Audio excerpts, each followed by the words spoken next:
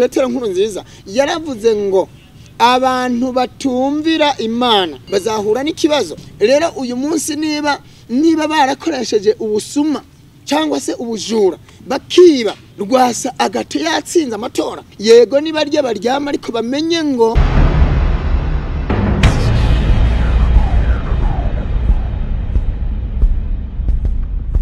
ntabwo ari narababwiye mu minsi yashize ndabwira ngo iki si ikibazo cya leta gusa, si ikibazo cya guverinoma ikwiye kwitaho gusa.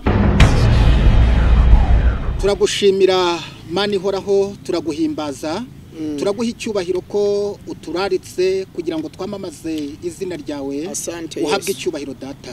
Turi ku munsi w'icyumweru, umunsi tuguhimbazamo, umunsi buri kintu cyose gihagarara tugashyira hejuru izina ryawe. Umugaragu wawe Reverend Rwema ndi imbere yawe, ndetse n'umugaragu wawe Reverend Aberi, turabakiriye mwami. Reka umwuka wera twuzure kandi imbaraga zawe zigaragare ku buzima bwacu. Amen. Buri kintu cyose tugiye kuvuga gihesha izina ryawe icyubahiro kandi gishyire hejuru izina ryawe.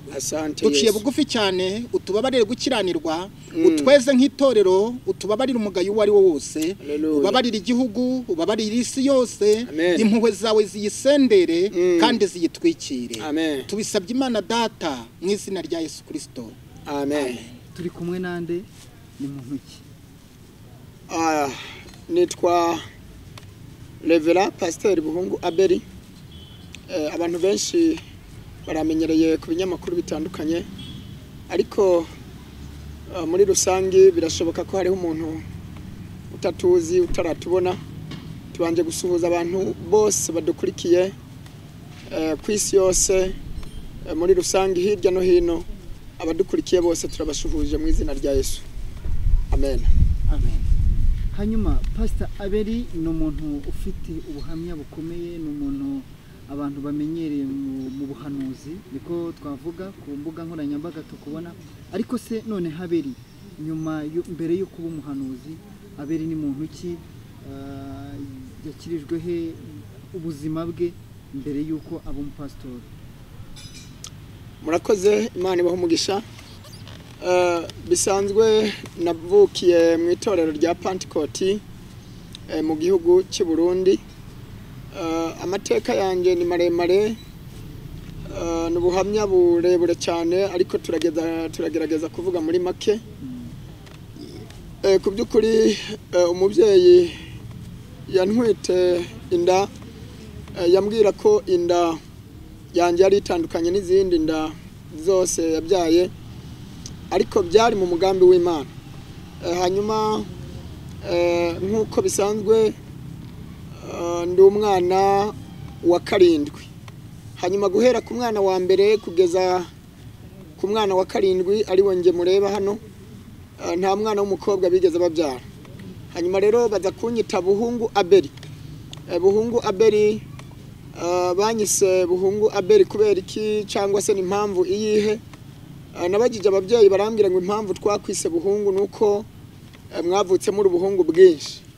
Urumva abahungu barindwi nta mukobwa, cyari igikorwa kidasanzwe. Ariko navutse ndi umunyamugisha, mfungura inda ya mama wambyaye. Nyuma yanjye havuka abakobwa 5 bakurikirana.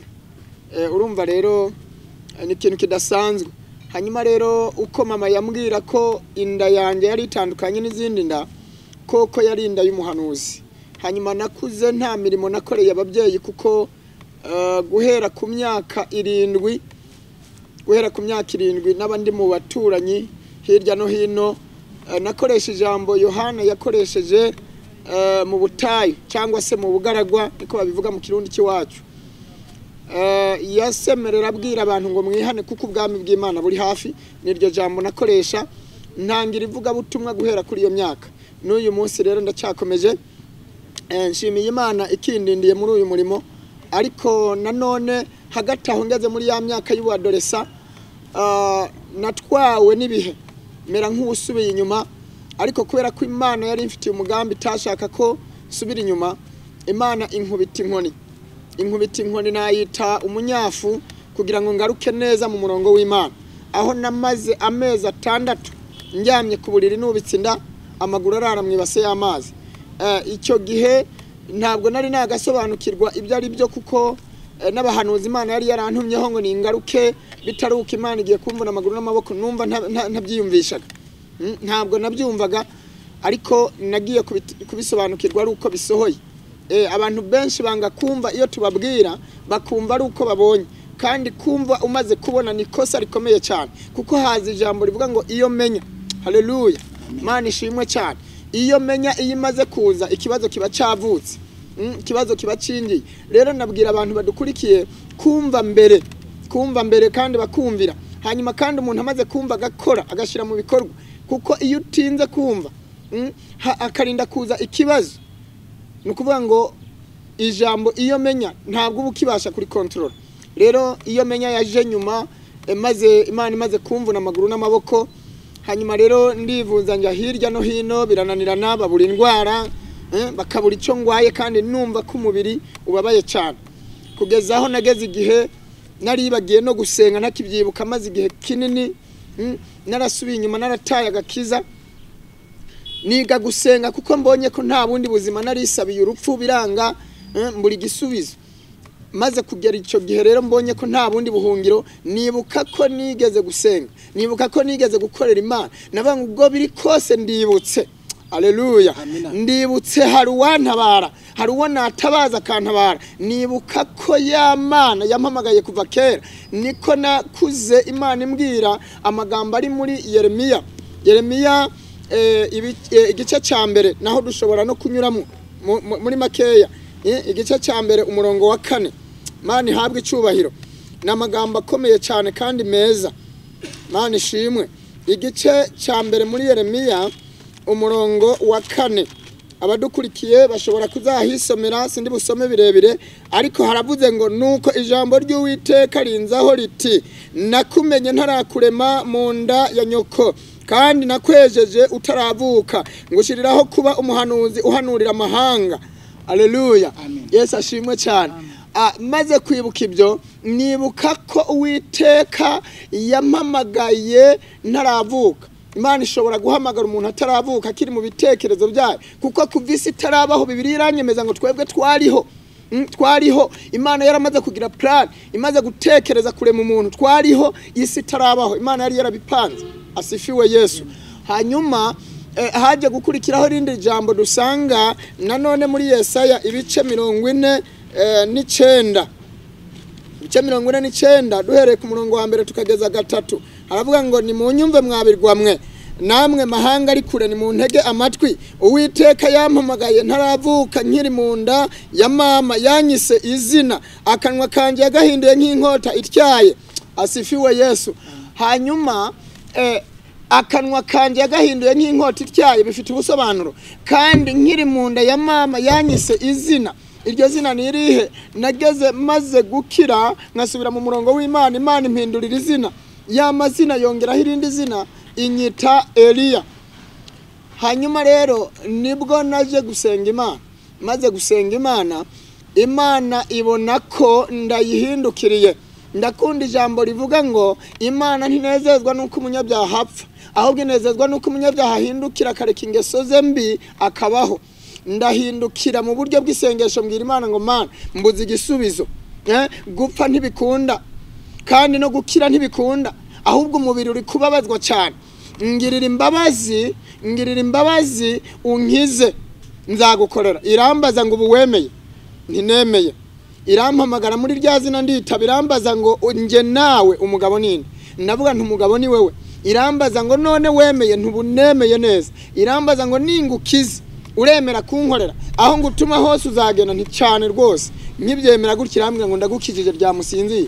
Ndaryama ndasinzira, nagize amayerekwa akomeye, amayerekwa meza cyane, ngirwa ibintu byinshi, niga kuri iyi Bibiliya, mpabwa impano zo kuririmba nizo guhanura, mbwirwa amatangiriro y'isi n'amaherezo yayo. Ni ibintu birebire cyane, n'ubuhamya bukomeye cyane bwo twara umwanya muremure. Yenda tuzafata umwanya kugira ngo tuje kuri buri kimwe cyose etape par etape, ariko ni birebire cyane. Nibwo rero naryamye bitotsi muri ayo mezi 6 ndasinzira, ntigeze nsinzira muri ayo mezi 6. bwakeye mu gitondo nsanga nakize ndi muzima maze amezi 6 nashobora kwambara ikamba mbiri nashobora kwambara urukweto nashobora kwambara ikoti nk'iyi kubera ko amaboko ntiyacamo Imana yari yaramvunya amaguru n'amaboko amaboko yarabyimbye amaguru arabyimba kandi harimo uburibwe bukomeye cyane kuko urumva ko namaze amezi 6 ndyama ku buriri nubitsinda amaguru yararamwibase y'amazi kubera iki kwari kugira ngo nduhuke gatoya ari amazi ntacyo yamfasha kinini yamfasha iminota 10 kuko inyuma y'iminota 10 yarashuhaga nk'ayari kumbabura noneho akagaruka yonyine akaba ariyo atangira kungirira nabi kumbabaza no kuntwika kubera ko yashushe ubwo bare yamena bakanzanira yandi mu minota 10 mbibamwo amezi 6 ni ibintu byari bikomeye cyane rero nabwira abadukurikiye cyane cyane intumbero nyamukuru kumva batarabona kumva bakizera kandi bakizera ibitaraboneka n'ibitarabaho niko ijambo ry'Imana rimbwira ngo hahirwa abizera icyo batarabona niko Yesu yabwiye Toma aramubwira ngo wizeye kuko wambonye ariko nabahirwe abizera icyo batarabona nabahirwe abantu bizera ko ibyavuzwe n'akanwa k'umwami Imana bizasohora ibyavuye mu kanwa kayo bizasohora naho byotinda ariko ntibihera nta jambo Imana ivuga ngo rihere haleluya Imana ishimwe cyane nuko rero muri makeya natangiye kongera gusubira mu murimo w'Imana ntangira gukorera Imana itangira kuntuma nkumva ijwi ryayo kandi kimbwiye nkagikora kuko abantu banyuranya na gahunda y'Imana Imana tubabarira cyane abantu banyuranya na gahunda y'Imana bafite ibibazo kuko kutumvira Imana bifite ingaruka nyinshi kandi zitari nziza zibabaza umuntu Imana ibaha umugisha murakoze nyuma y'urwo rugendo rwose bwari ubuzima butoroshye ukuramo n'isomo rikomeye uyu munsi rero iki kiguteye ishema murakoze cyane uyu munsi nejejwe no kuba mu murongo w'Imana kabiri nkaba mu mugambi wayo gatatu nkagendana nayo ndayumvira kandi nicisha bugufi imbere yayo Yesu ashimwe cyane rero muri makeya icyo kiranejeje cyane kuko iyo wumvira Imana ugakorana nayo ukagendana nayo kandi ukagenda uyumvira wicisha bugufi ikumenya ubuzima bwawe bwose kuko nukuvuga ngo iyo utakorana n'iyi Mana iyo utagendera mu murongo wayo uba umeze nk'intama ziragira zitagira umushumba cyangwa se umwungere byose birumvikana nukuvuga ngo igihe izo hene cyangwa intama zitagira umuntu ziragiye nukuvuga zigera ku mirima zikangiza imirima y'abandi zigera aho zica mbese muri make aho zishatse niko ijambo ry'Imana rivuga ngo ahatari abahanuza abantu bigira ibyigenge amen kandi ngo bakora ibyo bishakiye rero nejejwe no kuba ntakikorera ibyo nishakiye ntakiri kigenge kandi ntagikora ibinyuranye n'iby'Imana ishaka nabashije kumenya uwumpamagara uwo ari we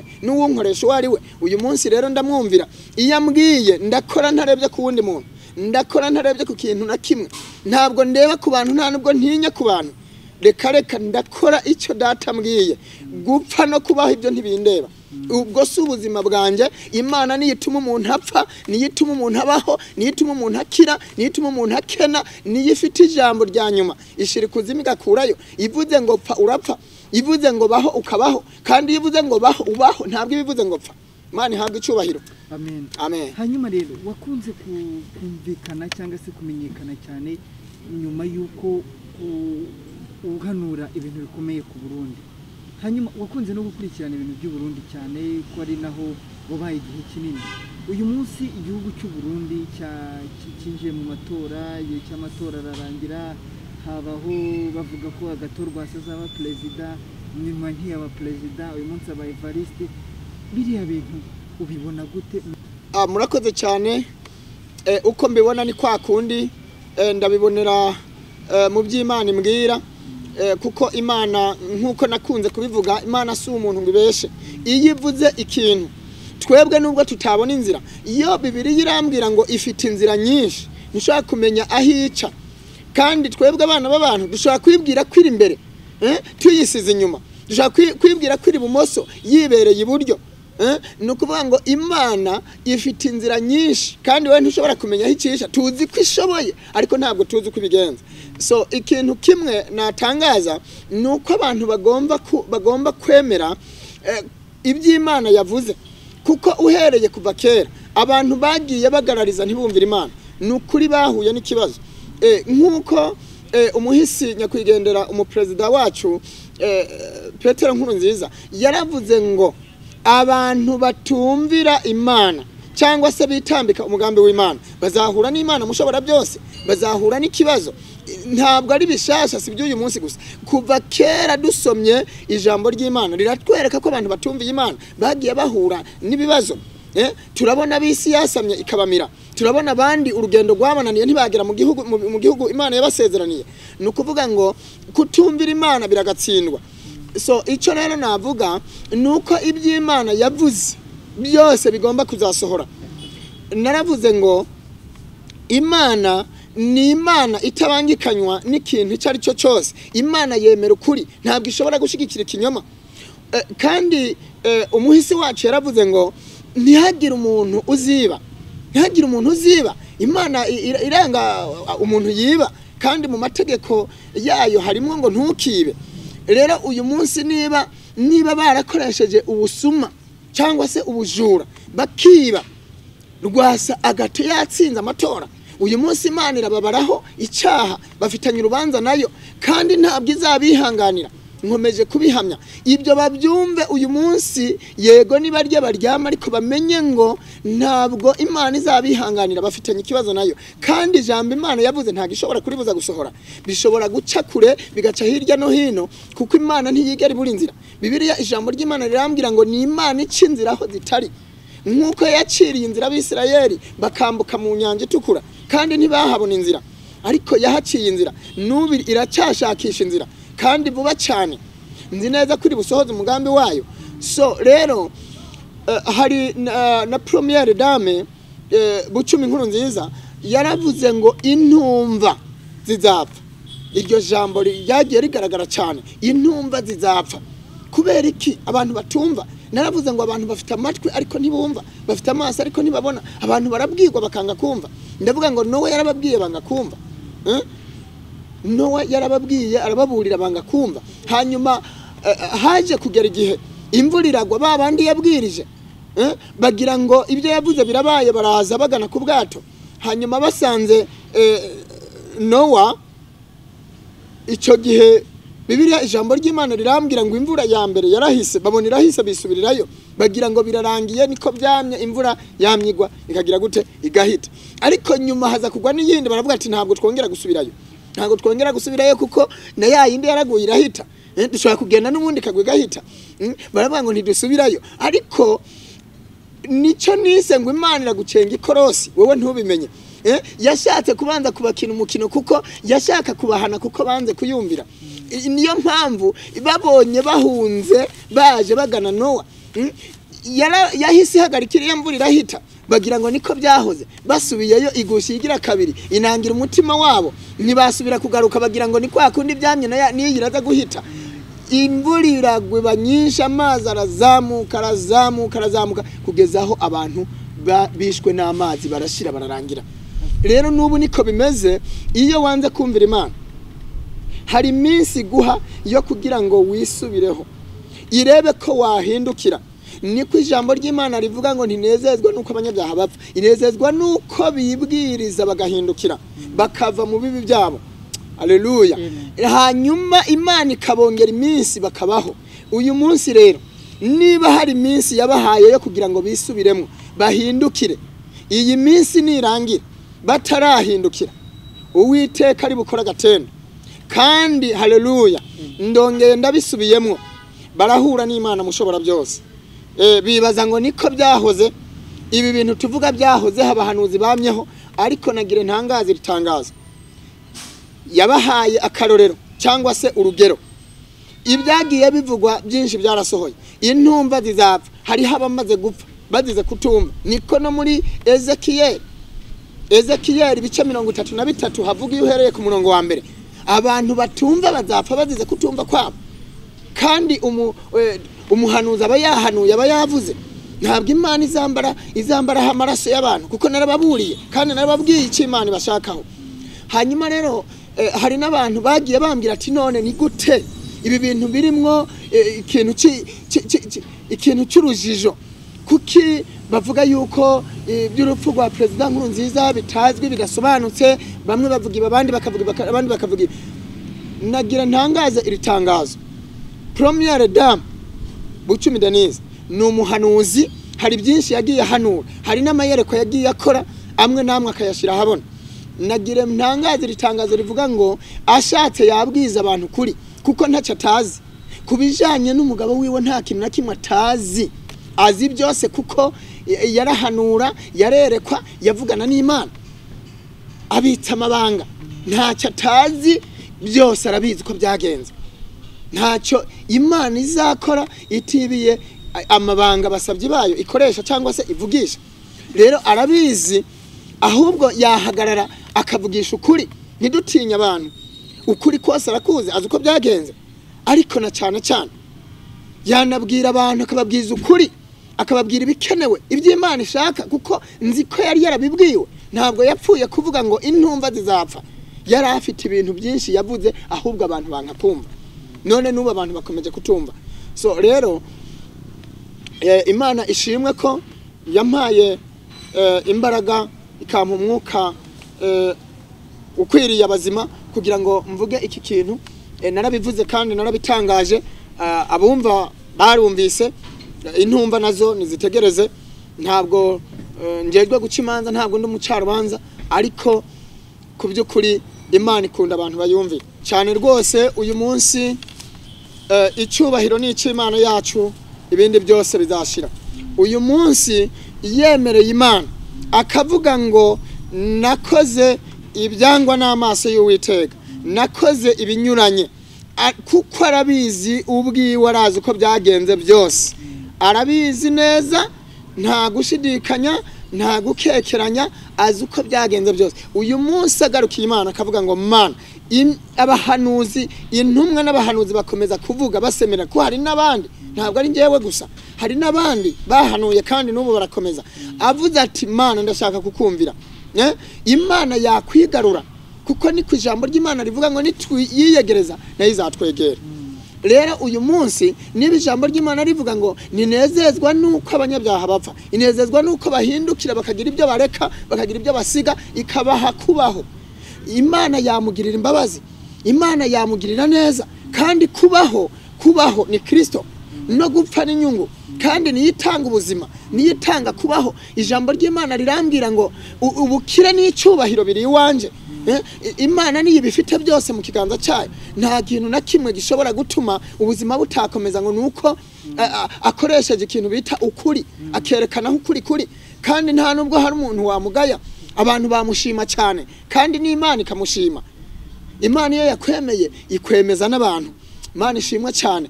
Ni ukuvuga ngo washobora kumva ko yaba atakaje icyubahiro cyangwa se agaciro mu maso y'abantu, ariko nagire nkubwire ngo ntabwo abantu bose babona ibintu kumwe. Hari abantu bavuga ati by'ukuri uyu muntu akoze ikintu cyiza, uyu muntu yanze akarenganyo, uyu muntu yanze arigaruye, akoze ikintu cyiza cyane. Hari abantu bamushimira, yego hari abatamushimira, ariko hari n'abandi bamushimira. Kandi apare y'ibyo, Imana niyo yamushimira kurenza abantu. Abantu nabwo batamushimira, abantu nubwo bamwanga bakamuvaho, ariko iyi Mana ariyo yica umubiri ikamanurira n'ubugingo muri Gehinomu, niyo tugomba gutinya kurenza abantu. Niko ijambo rivuga ngo ntitugatinye umuntu yica umubiri atacyo yatwara ubugingo, ngo ahubwo dutinye iyo ishobora kwica umuntu yarangiza ikarangiza n'ubugingo, yarangiza ikabumanurira hehe? Muri Gehinomu.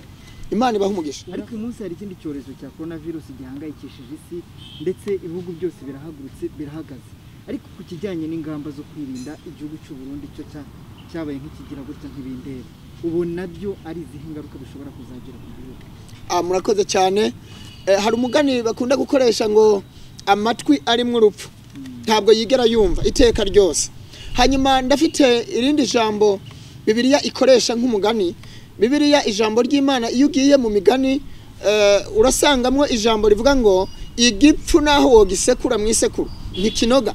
Niyo mpamvu navuze ngo abantu bafite amatwi ariko ntibumva, bafite amaso ariko ntibabona. Gute bo kumva ko mu bihugu bikomakomeye hari gupfa abantu ibihumbi bitabarika, noneho abantu bagafata iki cyorezo nk'ibintu bisanzwe, So ndavuga ngo ni Imana yakomantaje imitima yabo, ntibamenya ko coronavirus nayo ari kimwe mu ntumwa zijye guhana abatumva, zijye guhana intumva.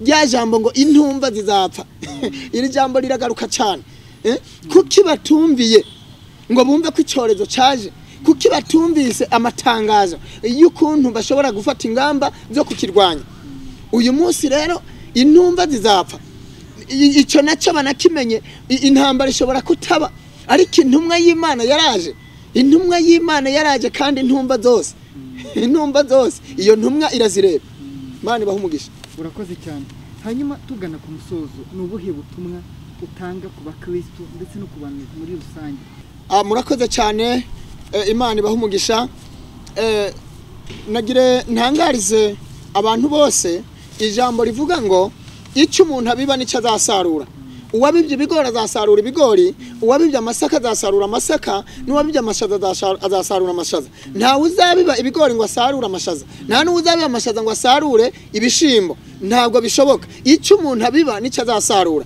bishatse kuvuga iki uyu munsi birirwa barica nta camira abantu birirwa barapfa abandi bagatoragurwa hirya no hino ariko ndabatangariza ngo icyo umuntu yicisha nawe nicyo kizamwica kandi ncabiti igenekerejwe ku bitsina by'ibiti nabatangariza itangazo rivuga ngo nibahindukire barekane n'ibyo kuko aya maraso arataka imbere y'Uwiteka Imana amaraso afite igiciro kirenze nta mwana w'umuntu afite ikiguzi cy'amaraso Imana ishimwe cyane hanyuma nagire mpumurize abantu bose bankurikiye bagihumeka umwuka wazima abasigaye bakiri bazima hari ijambo riboneka muri Yesaya ibice 40 n'umurongo uhereye ku murongo wa mbere ibice 40 haravuze ngo nimuhumurize abantu banje nimubahumurize niko Imana yanyu ivuga muvuge ibyururutse imitima yabi Yerusalemu mukomere mubabwire ko intambara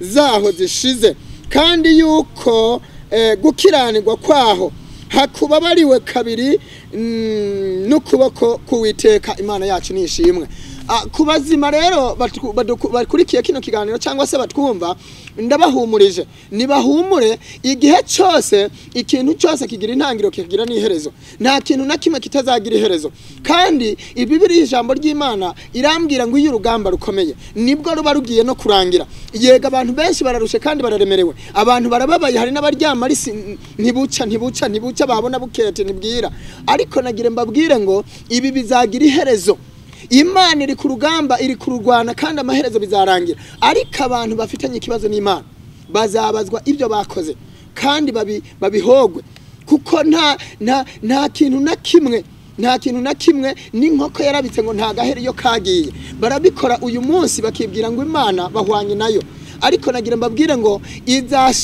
izabashira mu rubanza kandi Imana izabaha ibihano kuko nta kintu na kimwe umwana w'umuntu akora na kimwe atazahembegwa atazabonera ibihembo ingero zirateguwe uwica nawe azicwa kandi uko yishe nawe niko uko yagenje niko azagenzerezwa iri ni ijambo ry'Imana kandi Imana ntiyigera ibesha hanyuma kandi niba ushobora kwambura ubuzima umuntu Imana yaremye banza nawe wibaze ubwawe wabukuye hehe ubwawe amaherezo yabwo nubuhe nukuvuga ngo uriya muntu wambuye ubuzima yavukiye amezi 9 nkaye wavukiye kandi yahawe ubuzima n'Imana nawe yaguhaye ubuzima uyu munsi urabumwambuye ariko ejo nawe Imana izabukwambura navuze ngo niyituma umuntu apfa cyangwa abaho nibituma umuntu apfa gute yakwihanganira ikakwemerera kubaho wewe wirigurica abandi iyi dacugwa nkunze iraje kandi aho bukera bazicuza hagaruke rya jambo natangiriyeho rivuga ngo iyo menya kandi iyo menya ntuba ukibasha kuyikontorora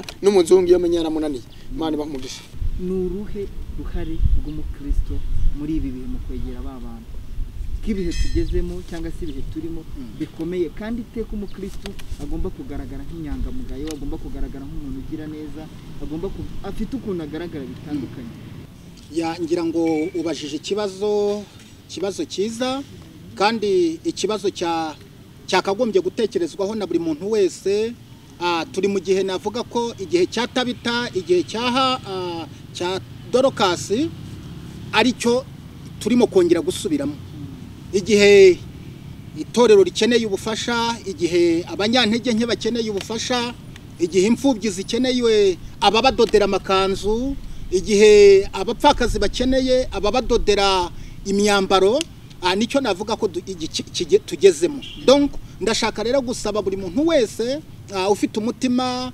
w'urukundo kandi ufite n'umutima wa kimuntu kuba umunyabuntu abanyabuntu batangire bongere batugaragarize bya bikorwa batangire bongere n'igihe buri muntu adakwiye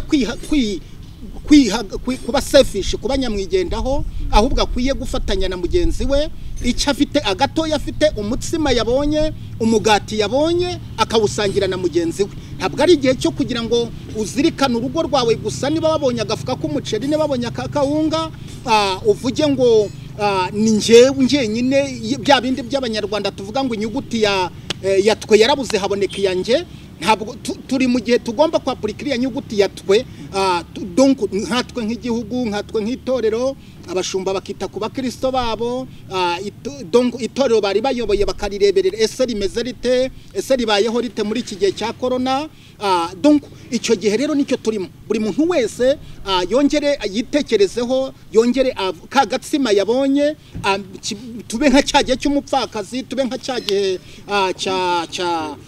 cha Eliya igihe yajyaga hariya ku mupfakazi akamubwira atako gafuga hari kame tugasangire donc yaragafite wenyine akavuga ati ninjye n'umuhungu wanjye turi bukarye tukipfira ariko noneho umugaragu w'Imana yamubwira ati kazane tugasangire kuko Uwiteka avuze ngo ntabwo hazabura ifu muri icyo kibo cyawe kandi mu kabya k'amavuta ntabwo hazaburamo amavuta donc ndashaka rero buri muntu wese asangire na mugenzi we asangire na mugenzi we yongeragire umutima w'urukundo yongeragire umutima w'impuhwe nicyo kintu turimo turi muri gahunda ya humura program on CTV buri muntu rero ahumurize mugenzi we ahumurize umuturanyi ahumurize inshuti fashe turimo gukoresha ikoranabuhanga mobile money ya Tero Cash Tigo Cash ashobora kufata bya bihumbi 5 yabonye agasangira na mugenzi we ntabwo ari narababwiye mu minsi yashize ndabwira ngo iki si ikibazo cya leta gusa si ikibazo cya guverinoma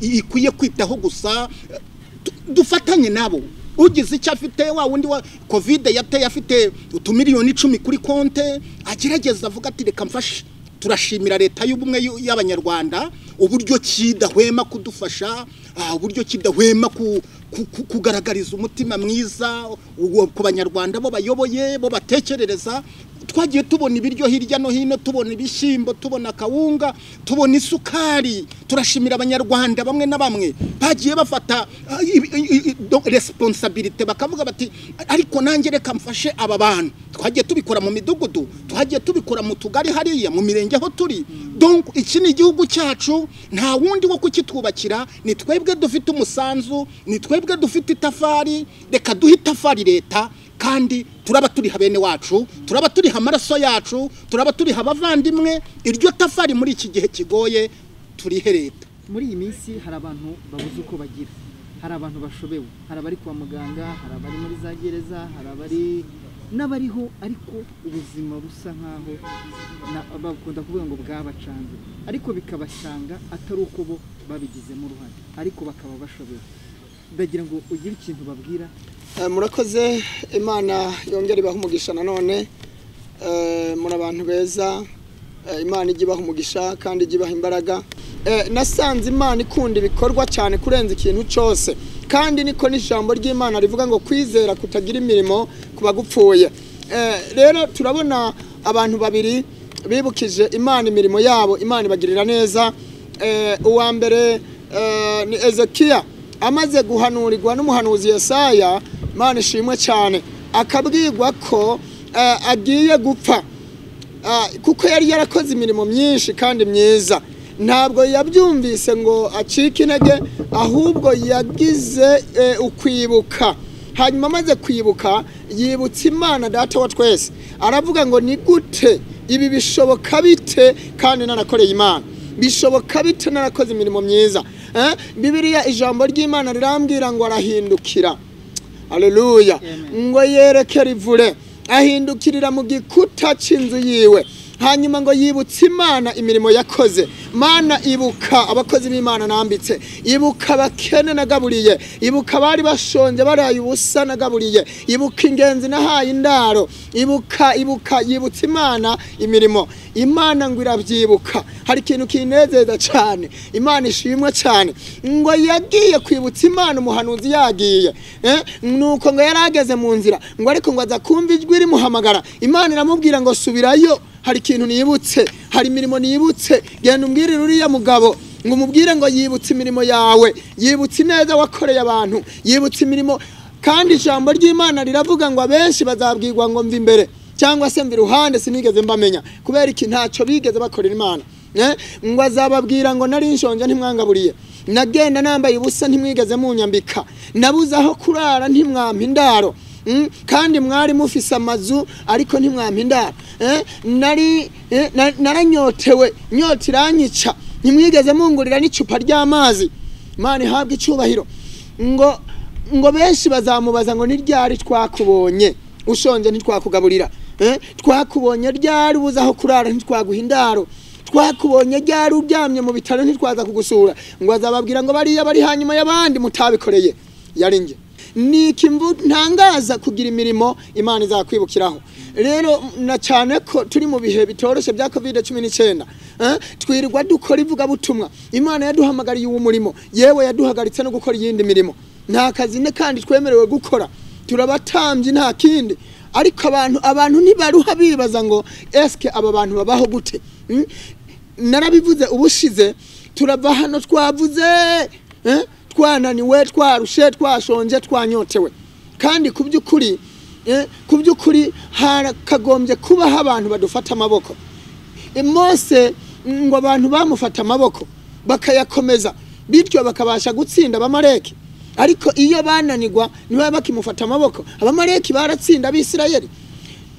Turasaba abantu badufata amaboko badushigikire kugira ngo natwe dukomeze tubabwire gahunda z'Imana. Imana ishaka iki ku bantu bayo, Imana ishaka iki ku bihugu, Imana ishaka iki mu mirenge dutuyemo, Imana ishaka iki ku bihugu, Imana ishaka iki mu midugudu dutuyemo. Ahatari abahanuzi, ahatari intumwa n'abahanuzi ntabwo byagenda neza, abantu bakwitwara uko biboneye. Rero abantu bagomba kugira imirimo myiza Imana izabibukiraho. Imana ishimwe cyane. Uyu munsi Imana yakubyutsa mu buzima urimo kuko yibutse imirimo yawe. Imana yakubyutsa mu bukene urimo, Imana yakuvana muri ibyo bihe urimo. Wewe unkurikiye, wewe unyumva aho uherereye hose, Imana yagukura muri ubwo buzima kuko wayibukije imirimo yawe. Waba ufite imirimo uzibutse Imana, nibiki wakoze Imana izakwibukiraho. Uyu munsi dukangukire gukora imirimo Imana izatwibukiraho, cyangwa se natwe tuzibutsa imirimo mu minsi y'ibyago byacu. Agatengo kadufashe uyu munsi ndashobora kuvuga ngo Mana nabwirije abantu batabarika, nabwirije ibihumbi by'abantu. Mana ibuka ijambo ryawe navuze, naravuze ibyungo birandenga, narigishije ijambo ryawe, nabwirije ubutumwa bwiza, nahanuriye amahanga. Iyo ni imirimo nshobora kwibutsa Imana. Nasengeye abarwayi, nasengeye ibibazo bitandukanye nyibukira kuri iyo mirimo. Wewe nigiki Imana izakwibukiraho. Reka dukora imirimo Imana izatwibukiraho. Nkatangariza abadukurikiye ko batangira uyu munsi bakitoza gukorera Imana. Aba bantu mvuze bari bafite imirimo, bari barakoreye Imana bifatika. Imana irabibuka iminsi yabo yarangiye. Imana ibaha umugisha, Imana ibaha umugisha. Ababyifuza rero baduhamagare. Niba ufite imirimo wakoreye Imana, niba ufite imirimo, ndashimira abantu benshi bagize icyo bakora kubw'umurimo w'Imana dukora. Kubwira ivuga butumwa, murabona ko nambaye neza, nsa neza, ndakeye. Hari abantu Imana ihita yibuka iyo mvuze iki kintu. Hari abantu Imana ihita ivivura ikavuga ngo ndabyibutse. Nambaye neza, ndaberewe, nambaye costume, ishati nziza, urukweto rwiza. Hari abantu Imana ihita yibuka babigize